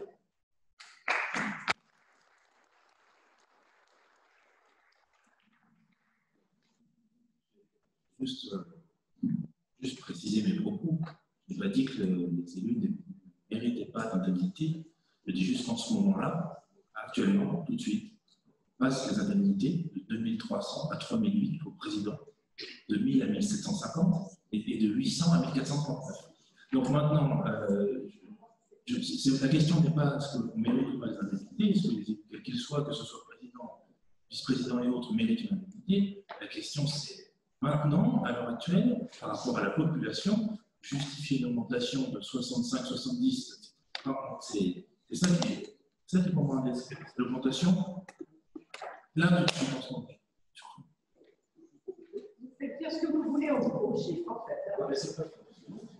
Donc, si je comprends bien, c'est une augmentation. C'est-à-dire, s'il y a 2 ans, on s'était appliqué les tarifs de 100 000 habitants, il y aurait eu un problème. Avec M. Lopez, tu as toujours un problème.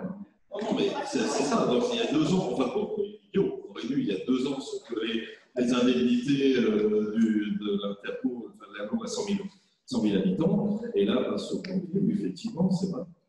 Vous avez raison. Moi, je pense qu'on a manqué de sens politique. On ne pouvait pas filer non plus qu'il y aurait de la démagogie portée à ce aussi haut niveau. Alors, je réponds quand même sur la transparence. Je n'ai pas trop compris la question, puisque tout est transparent, hein, les indemnités sont transparentes. Et puis, je rappelle quand même que les présidents, maires de communes d'une certaine taille sont soumis également aux obligations de déclaration auprès de la haute autorité pour la transparence de la vie publique. Donc, la transparence, elle existe totalement.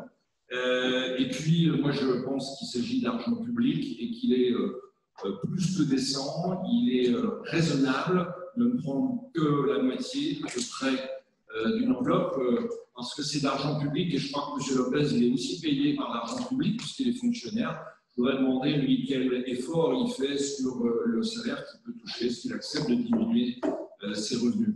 Voilà, il faut, je pense, arrêter la démagogie, la polémique, digne de notre assemblée.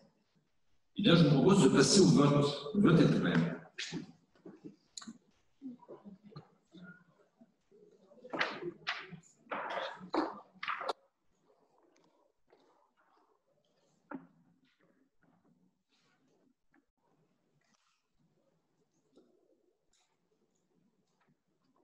règlement intérieur de l'Assemblée. Des questions? Le vote est ouvert. Pardon. Je ne vois pas tout. Patrick Roulet. Deux petites questions. Est-ce que, bon, voilà, effectivement, les 5 jours, le fameux dossier, c'est la loi. Il y a aussi ce soir qu'il y a aussi beaucoup de choses qui se précipitent de par la loi. Et est-ce qu'on peut avoir des détails sur le fameux délai qui serait abrégé à un jour franc par urgence? Et puis, éventuellement, oui, mais quelle est l'urgence? Hein? Et puis, en même temps, les gens qui répondent direct. Et en même temps, est-ce qu'il est possible d'inscrire la retransmission éventuellement en vidéo de conseils communautaires? Voilà. Merci. Oui. Ouais. La loi qui permet un certain nombre de choses. La loi permet depuis toujours de faire cette vidéo, on l'a fait ce soir. S'il n'y avait pas d'obligation, on va regarder comment on peut continuer pour effectivement mettre en ligne le plus complètement possible les débats du Conseil. Le vote est ouvert.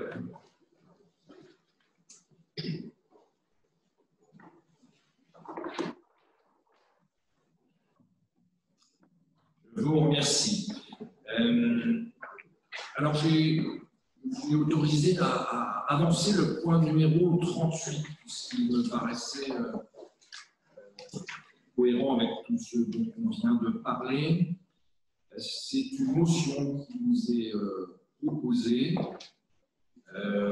qui a été adoptée à 2 reprises, à l'unanimité du bureau communautaire, qui consiste à dire que nous ne souhaitons pas, ce que prévoit la loi, c'est-à-dire faire des groupes politiques au sein du Conseil communautaire. Nous ne souhaitons pas, je l'ai dit dans mon discours, Patrick Pichard a rappelé également, notre intercommunalité fonctionne de manière sereine, elle résiste à toutes les démagogies, on peut voir, et surtout, elle avance vite, elle fait ses projets, et que vous soyez, quelle que soit votre tendance politique, il faut qu'on a des droits de droite, du centre, qu'on soit des villages, qu'on soit des villes, on avance sur le collectif, on avance dans des projets communs.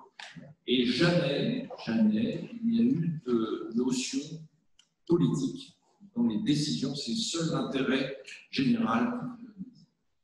Voilà, donc on souhaite que ça continue, 20 communes souhaitent que ça continue. Donc c'est pour ça que je vous propose de voter cette motion qui, quelque part, s'oppose à la question du groupe politique. Des questions.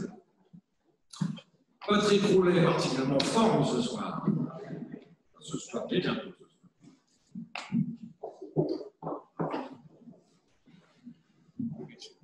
Effectivement, il y a quelques allusions tout à l'heure. On n'était pas du tout dans la démagogie et la politique politicienne. En tous les cas, dans mon intervention, l'objet, on peut faire de la politique sans verser dans la politique politicienne stérile. Considérer les groupes politiques comme non productifs, il y a un non-sens et remet en cause en fait, le fonctionnement de toutes les institutions représentatives. Et d'ailleurs, un rapport du Sénat, dernièrement, recommande une large participation des élus municipaux dans les communautés de communes. Qui plus est, les délibérations de ce Conseil montrent plus que jamais qu'il y a des groupes, on l'a vu sur les votes tout à l'heure, et dans la mesure où tous les conseillers communautaires n'ont pas été associés à l'élaboration des listes. Voilà, c'est un constat, c'est un reproche. Dans tous les cas, sur la constitution des commissions et des listes, c'est dominé par un groupe. Le discours ni gauche ni droite est un leurre, en fait. Hein. On le voit sur certains sujets. Ça va être pas du tout un discours ni gauche ni droite. Ce n'est pas du tout l'objet de la motion. Il ne s'agit pas de parler de politique ou de dire qu'il n'y a pas de droite, il n'y a pas de gauche. La question est de dire que nous ne fonctionnons pas comme ça ici au sein de notre instance et que nous ne souhaitons pas fonctionner avec des groupes politiques qui soient de droite ou de gauche. Donc voilà, c'est ce qu'on ne veut pas. Mais ça n'a rien à voir avec la situation nationale. C'est uniquement le cadre de Marne. j'avais pas fini, hein, Monsieur le Président. En fait, si vous voulez, on voit bien sur notamment maison de santé, centre de santé, il y a quand même des sujets que nous abordons avec un certain nombre de vues, plutôt constructifs, hein, encore une fois. Ça va bien se passer, ne vous inquiétez pas, on est dans le débat là, hein, on n'est pas dans les campagnes électorales sont bien effectivement terminées. Voilà, une petite citation quand même, je sais qu'il est là, mais Paul Ricoeur disait le paradoxe en politique, c'est que l'Assemblée ne pose pas éliminer les conflits, mais d'inventer les procédures permettant de s'exprimer.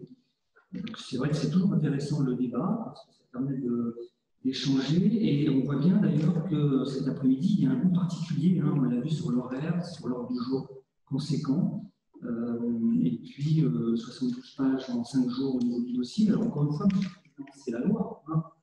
On est d'accord, là on pose un souci sur l'exercice de la démocratie et la libre opinion, sans démagogie, sans régler des comptes, et merci à tous les maires qui sont présents dans cette salle. Il n'y a pas non plus de jugement de valeur sur le travail qui est fait. Merci pour votre attention. Qui d'autres interventions? Oui, Laurent.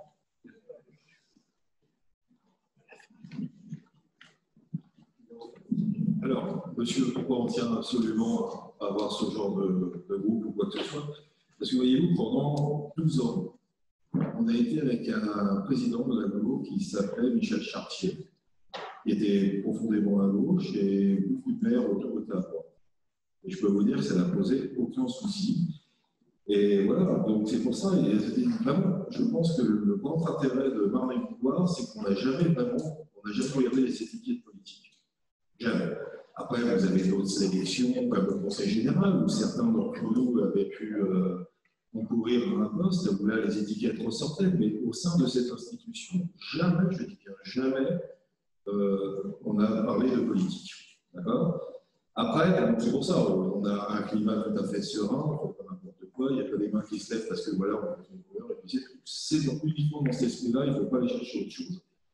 Concernant après les comptes rendus, 72 pages, chaque jour, des choses comme ça c'est propre. Là, je ne sais pas comment ça se passe à la vie, je dirais, mais moi, tous les bureaux que l'on a, voilà, mes conseillers municipaux ont accès à la doc, c'est la même doc qu'on retrouve après au conseil communautaire, donc c'est sur plusieurs semaines. On ne tombe pas avec un document de 5 jours. Voilà, c'est tout. Donc là-dessus, effectivement, je ne sais pas, je laisse le verre de la vie là-dessus, mais il n'y a pas de souci. Enfin, la transparence a toujours été depuis 2004 qu'on est à Marne-et-Gondoire. Pas de souci. Et d'autant plus qu'aujourd'hui, avec l'outil informatique, c'est très facile. Voilà.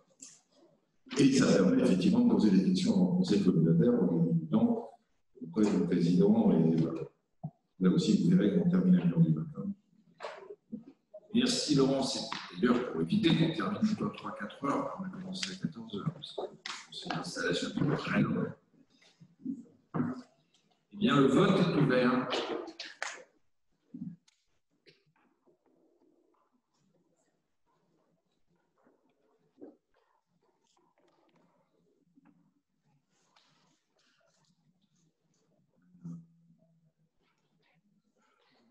Villard. Merci. Frais de représentation de la présidence. Je dis de la présidence parce que ce n'est pas une présidence, par moi, l'enveloppe. Mais sur l'enveloppe, c'est des clés qui exigent que maintenant les collectivités votent des enveloppes pour on reçoit des gens. Donc il est proposé de voter cette enveloppe. Le vote est ouvert.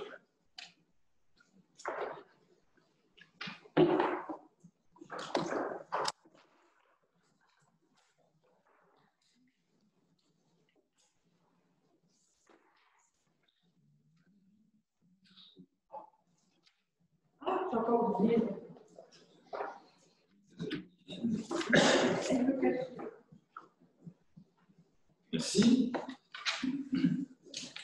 Frais de représentation donc, pour certains emplois fonctionnels qui sont également à pouvoir.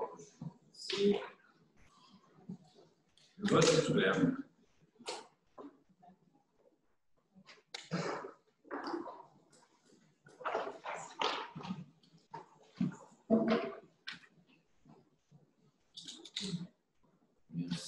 Merci. Modalité d'attribution des avantages en nature. Donc là, il s'agit de déclarer deux véhicules qui sont affectés au directeur général, le directeur de cabinet. Le vote est ouvert.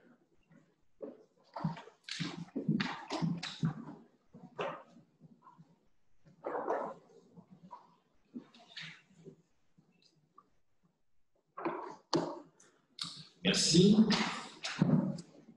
Alors, il faut créer et élire des membres de la commission d'appel d'offres.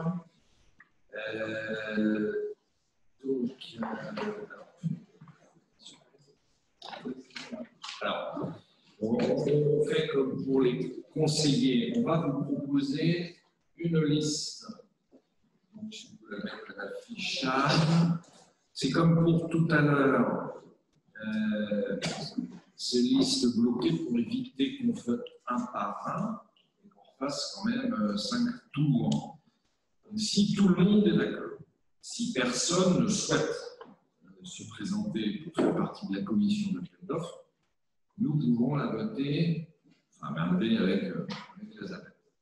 Il faut que tout le monde soit d'accord. Sinon, Baptiste et Florent pour le service.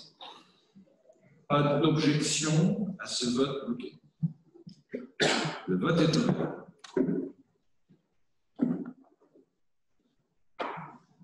Alors on va dire que ça, c'est pour la création.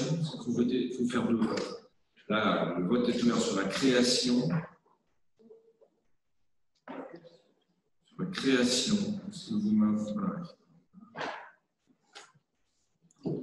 Antonio, voilà, merci. Et le vote est ouvert pour la liste même que vous êtes présent.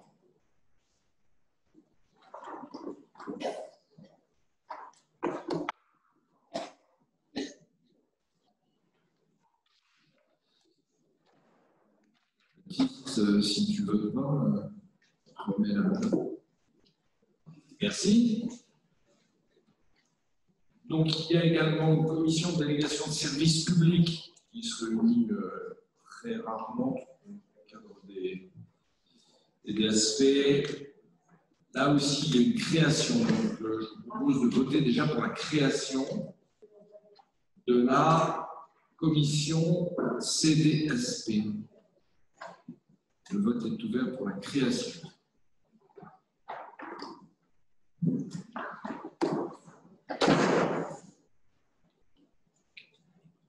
Merci. Alors, la liste, on va la réafficher quand même.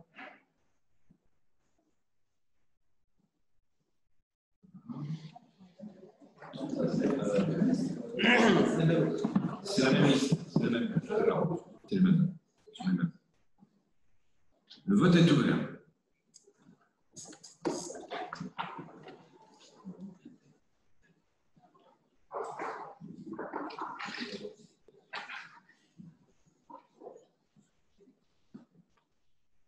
Merci. Il faut donc un règlement intérieur pour gérer la CAO et la commission déléguée de services publics. Le vote est ouvert.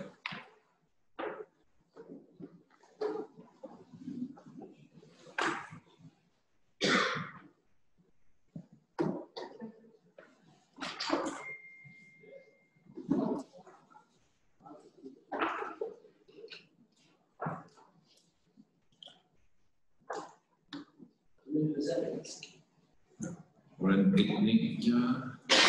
Merci. Donc là, on va créer la commission consultative des services publics locaux. Il faut réunir avec la commission DSP, c'est la commission de services publics, plus des associations représentatives des consommateurs en général. Il faut donc créer et ensuite voter ses membres. Pour la création, le vote est ouvert.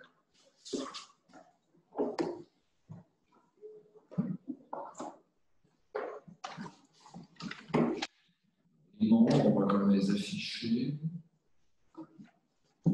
Alors, les associations, on n'a pas encore. Hein. Ça, c'est les associations qui vont choisir de membres. On ne votera pas, c'est eux qui choisissent.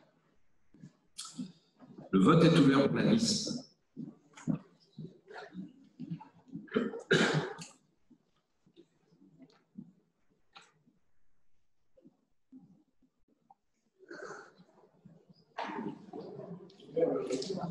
C'est bloqué. Un petit blocage technique.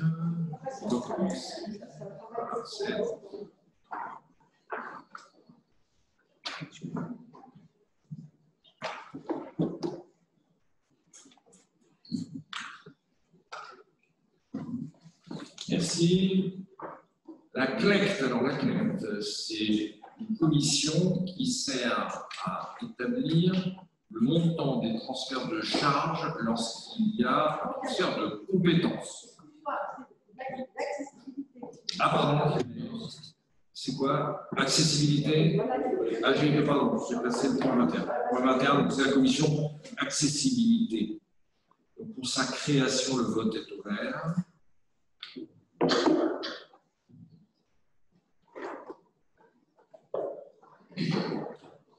Et pour ces membres, nous proposons les membres du bureau.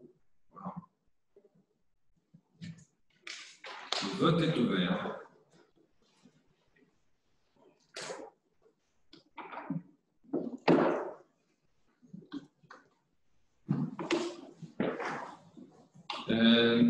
Donc la CLECT, commission qui sert à établir le transfert de charge en cas de transfert de compétences, c'est quand même important.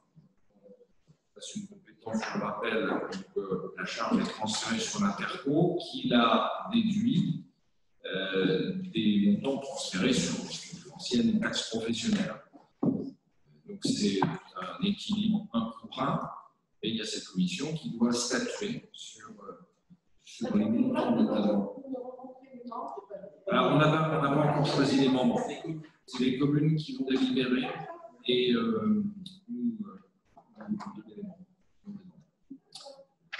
Donc là, on ne vote que sur la création. Le vote est ouvert.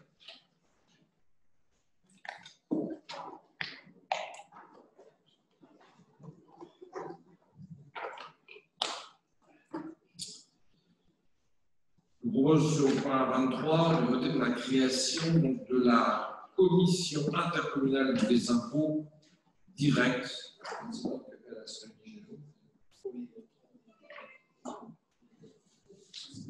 Voilà, c'est quand il y a des valorisations qui peuvent évoluer sur notamment du foncier.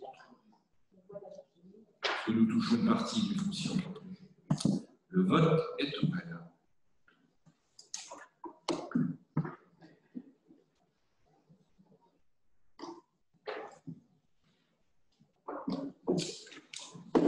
Merci.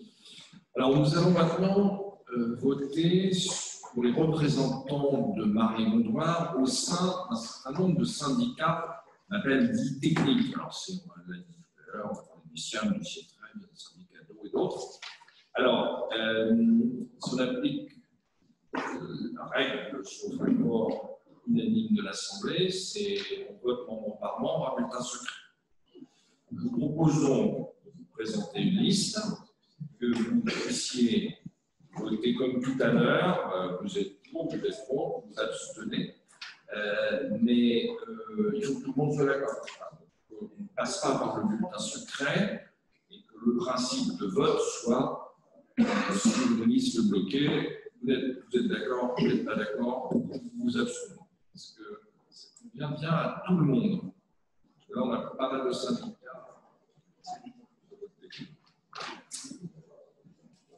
Oui. Les membres peuvent être en dehors des conseils communautaires? Dans certains cas, oui. Ça dépend des cas. Ça dépend des syndicats. Oui, par exemple, pour le SMAEP de Lagny-sur-Marne. Donc voilà, pour le SMAEP de Lagny-sur-Marne, c'est un syndicat d'alimentation en eau potable qui regroupe une vingtaine de communes qui ne sont pas toutes de Marne-et-Gondoire, et certaines communes de Marne-et-Gondoire ne sont pas dans le syndicat. C'est comme ça, c'est des périmètres qui ont été définis il y a bien longtemps. Donc ce syndicat a pour mission d'entretenir les réseaux potables et les installations potables, notamment à travers une délégation de services publics. Donc c'est des syndicats qui perçoivent une surtaxe et qui utilisent ces montants pour investir dans la rénovation du réseau et notamment pour améliorer son rendement. Je vous propose que nous votions sur la base de cette liste. Le vote.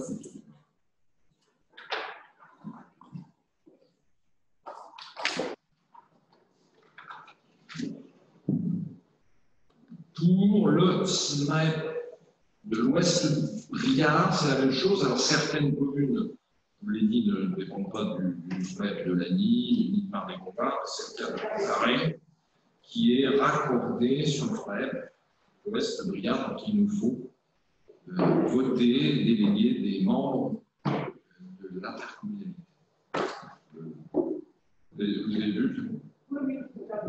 Voilà, nos pertinents. Le vote est ouvert.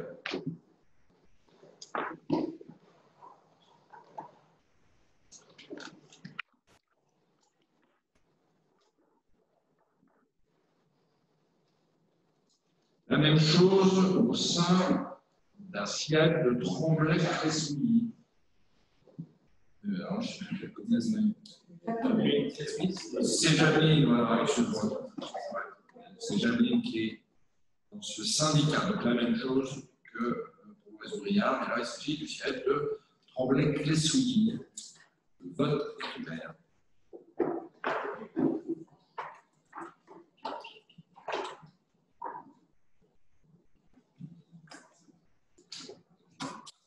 Bon. Le SIAM, le gros syndicat de traitement musée, très gros projet de méthanisation, c'est plus qu'un projet, c'est un dossier qui est en cours, présidé par notre ami Jacques Delporte. Donc nous avons cette liste de membres et de suppléants, sachant que je parle sous le contrôle de Jacques Delporte, on a presque la moitié des sièges. On a 12 sur Paris, sur 27. Paris, la Marne 10 et Valor l'agglomération 5. 12 sur 27 pour Pays de l'Ouest. Le vote est ouvert. À droite, c'est suppléant. Pardon? À droite, c'est suppléant. Oui, c'est suppléant.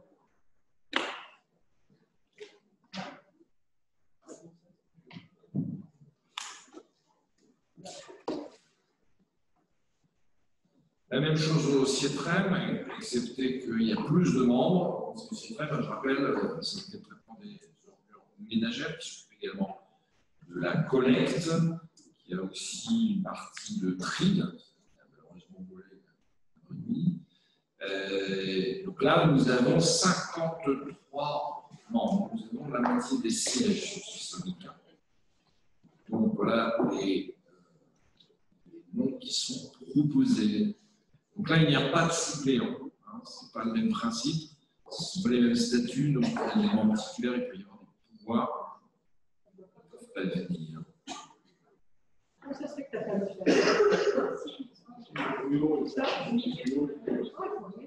Ah oui.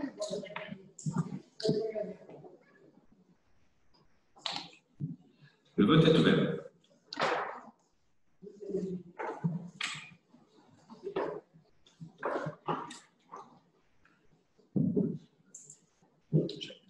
Alors, tout le monde n'est pas, ne dépend pas du CIETREM géographique, et notamment Pont-Carré, qui est rattaché à un syndicat qui s'appelle le CIETOM, qui a les mêmes prérogatives que le CIETREM, mais c'est un autre syndicat, donc il faut également envoyer des membres. Donc là, c'est pas, vous voyez, c'est pas les mêmes statuts.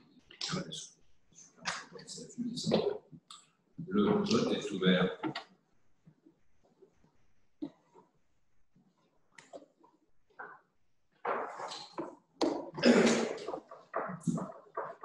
Merci. Le syndicat intercommunal des transports, qui couvre notre territoire de Marne-et-Gondoire, mais aussi celui du Val d'Europe et puis un petit bout aussi. Donc là, nous majeur pour nous, puisque c'est lui qui accompagne Île-de-France Mobilité dans l'offre de ligne, d'arrêt de bus, etc. Et présidé par Sinclair-Bourriot. Voilà les représentants que nous souhaitons y envoyer. Le vote est ouvert.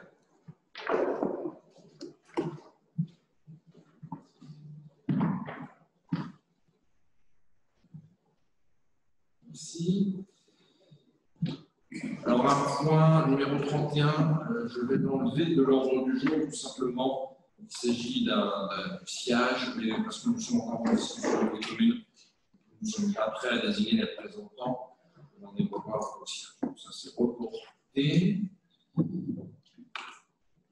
Le SMAM, là, ça concerne la ville de Pont-Carré, pour gérer notamment le Morra, syndicat composé d'employés. Pont-Carré, évidemment.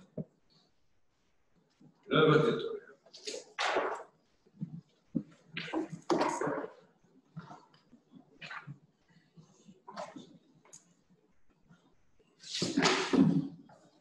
Merci. Seine-Lab numérique, donc qui est émanation du département, mais fortement financée par les intercos, notamment la nôtre, pour équiper en fibre un certain nombre de villes qui ne sont pas dans ce qu'on appelle les zones amies, c'est-à-dire, ce n'est pas les amis, hein, c'est quelque part, l'État a décidé que certaines villes seraient couvertes directement par des opérateurs, SFR, ou même Orange, mais il y a des zones qui sont laissées à la gestion des collectivités locales territoriales, notamment du département. Et l'intercommunalité doit être donc représentée au sein de ce syndicat. Oui, une question. Là, on avait bien dit qu'il y avait des extérieurs autour de l'hôtel. Oui, dans certains syndicats. Et j'avais précisé en fait dans l'emploi des personnes que de toute manière, il n'était pas titulaire, mais c'était Laurent Gros. Ah ben on va changer là. Donc on change Patrick Maillard et on met Laurent Gros. Gros. Ok, pas de problème. Pas d'autres changements? Laurent Rosebois. Tu vas contrôler l'orthographe. Alors. Merci. Le vote est ouvert.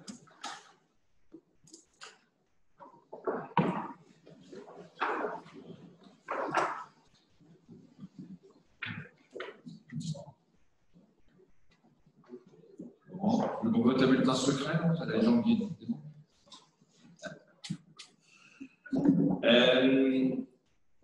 L'Office du tourisme, donc acteur majeur de la dynamique du territoire, je parlais tout à l'heure aussi comme étant un outil économique, que jamais, a besoin de constituer un conseil d'administration et il est marnégois. Donc il nous faut désigner 20 élus qui représentent donc chacun une ville, tout simplement. Et puis au conseil d'administration, il siège aussi des représentants qualifiés, mais là, il appartiendra à son président de choisir. On les votera quand le président. Ah, d'accord. Ok, donc ils ont été choisis et on va se positionner sur. Alors on fait le vote. C'est un vote d'ensemble. Hein, les élus, un élu des communes et les personnes qualifiées, donc des professionnels du tourisme, de la culture. Le vote est ouvert.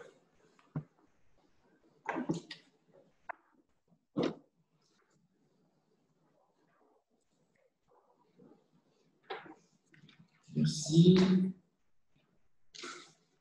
Les Bas-Marne, alors c'est pas rien pour nous les Bas-Marne, puisque l'agent d'État couvre un large territoire, très dynamique, en plein développement, sur du Saint-Ange, sur Montévin, agit aussi sur Saint-Thibault-des-Vignes.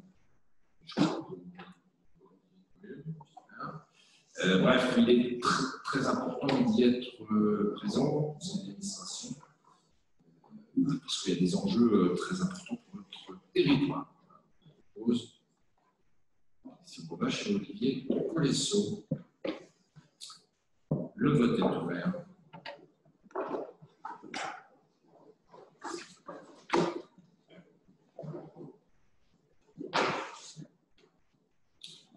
Merci.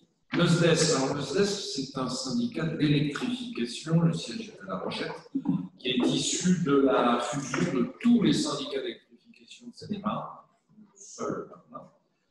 Syndicat très puissant, puissant en ce sens que des revenus substantiels pour financer des travaux d'envergure.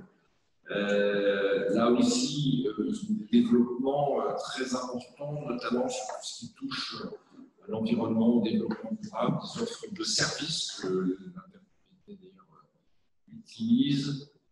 Il est important qu'on soit représenté fortement sur ce syndicat. C'est joli la Rochette. C'est pas loin. Le vote est ouvert.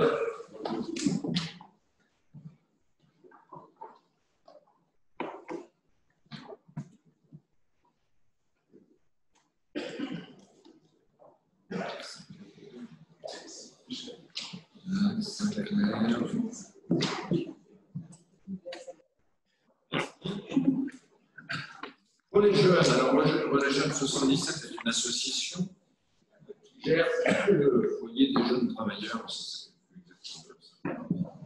C'est bien de ça dont il s'agit, qui est sur Lanny-sur-Marne, qui est des jeunes travailleurs qui a connu une gestion erratique il y a quelques années, que Marne-et-Mouloir a repris à sa charge et qui maintenant est géré, bien géré, parce qu'on a par cette association qui n'est pas que de la gestion immobilière, c'est une gestion sociale, il y a beaucoup de choses qui se passent dans ce foyer des jeunes travailleurs. Le vote est ouvert.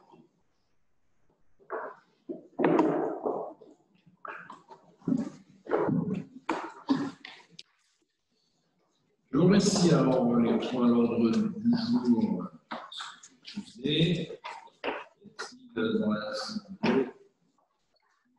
Des questions? Pas de questions. Merci encore à tous les services de Marne-et-Mouloir et à Vanel de nous avoir accompagnés dans ce conseil d'installation. Je vous souhaite une bonne soirée. À très bientôt.